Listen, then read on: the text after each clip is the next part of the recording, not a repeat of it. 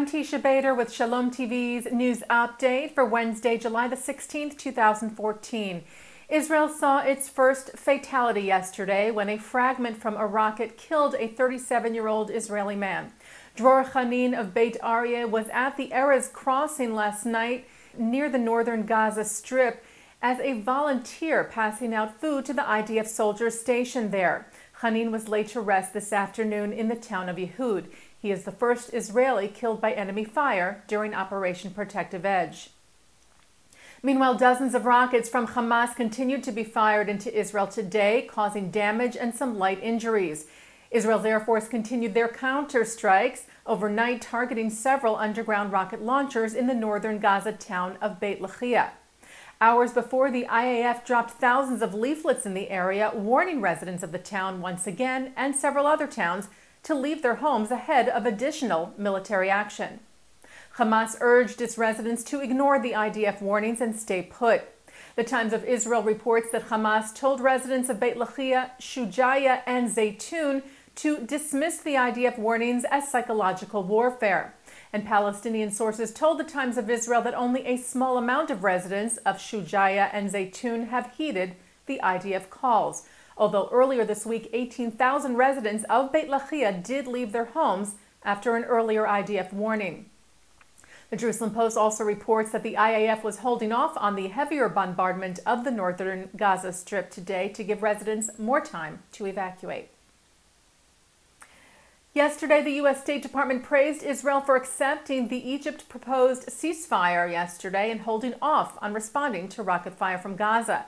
Spokeswoman Jen Psaki told reporters in Washington yesterday the Israelis welcomed the ceasefire, the cabinet supported it, and as Hamas continued to fire rockets, Israel declined to respond for several hours. And Hamas today released its own set of demands for what it says would be a 10-year truce with Israel. This according to Israel's Channel 2, who reported today that Hamas issued a list of conditions for a long-term truce, including that Israel release all of the prisoners originally freed during the 2011 Gilad Shalit deal that were then rearrested after the murders last month of the three Israeli teenagers, Gilad Shar, Naftali Frankel, and Eyal Yufrach. Hamas reportedly also demands the opening of all crossings into Gaza, among other conditions. Israeli Prime Minister Benjamin Netanyahu today restated Israel's position, speaking at a joint news conference with visiting Italian Foreign Minister Federica Mogherini at the Knesset today. I appreciate the support of many world leaders, including you, for Israel's right to defend itself. And Israel will continue to do so until peace and quiet are restored. Netanyahu also called on the international community to condemn terror group Hamas for committing, quote, the double war crime of firing on Israeli civilians and using Palestinian civilians as human shields.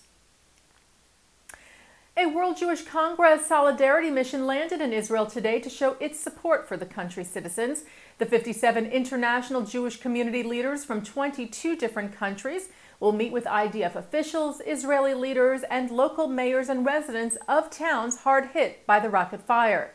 Tomorrow, the group will also meet with outgoing Israeli President Shimon Peres. Yesterday, Peres met with a 30-member delegation of the Conference of Presidents of major American Jewish organizations, also part of a solidarity mission to Israel. Peres thanked the group for their support. He said, "Your solidarity is meaningful. War is not just shooting. The greatest weapon," he said, "is the morale of the people." A man convicted of firing on a synagogue in Utah was sentenced today to 5 years in prison.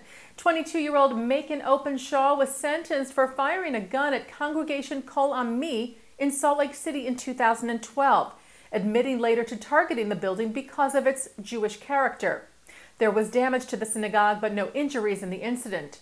Acting Assistant U.S. Attorney General Jocelyn Samuels said religiously motivated violence cannot be tolerated by civil society.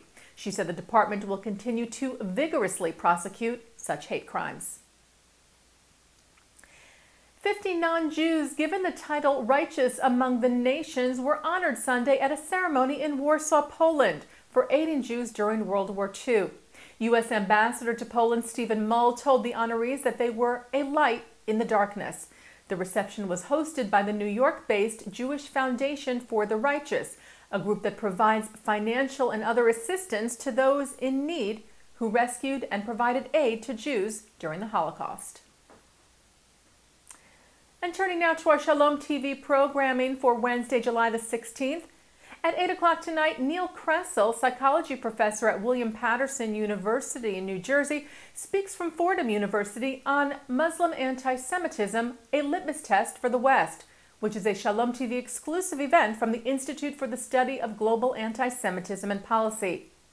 At 9 o'clock, Mark Golub is joined by guests from Israel for more coverage of the situation there. That's tonight here on Shalom TV and ShalomTV.com. And that's Shalom TV's news update for Wednesday, July the 16th, 2014. I'm Teisha Bader.